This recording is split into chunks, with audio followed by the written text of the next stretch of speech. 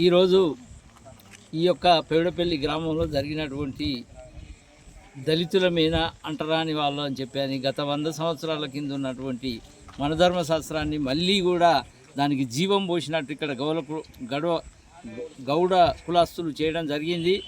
మేధావులారా, ఏదైతే ఎమ్మెల్యేలు ప్రజాప్రతినిధులు అందరు కలిసి కూడా మనసు పెట్టి ఆలోచించాలి.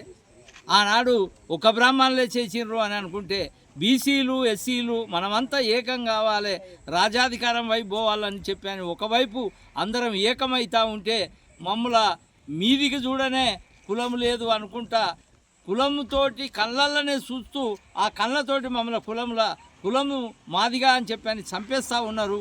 ఇక్కడ ఉన్నటువంటి మహిళలను 6 గంటల సేపు వాళ్ళు బయటికి పోకుండా వాళ్ళు నిలబెడితే బోనము పవిత్రంగా నేను బోనం తెచ్చిన మధ్యలో పెట్టద్దు అని చెప్పని నా ఆడపడుసులు 6 గంటలు నిలబడి ఉన్నారు.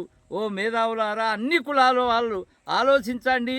మీరు ఇక్కడ ఉన్నటువంటి ఎమ్మెల్యే గారు, సర్పంచి, ఎంపీటీసీ, జడ్పీటీసీ అన్ని కులాల వాళ్ళు మీకు అన్ని వర్గాల ప్రజలకు మేము సేవ చేసినాం. వందలాది సంవత్సరాల నుంచి మమ్మల్ని ఇంకా కూడా కులం తక్కువలో చూస్తూ మమ్మల్ని బతికుండగానే చంపే అటువంటి కార్యక్రమాలు చేయొద్దని చెప్పని మీకు తెలియజేసుకుంటూ ఈరోజు చట్టం పని చేస్తూ ఉన్నదని చెప్పని డీసీపీ గారు చెప్పడం జరిగింది.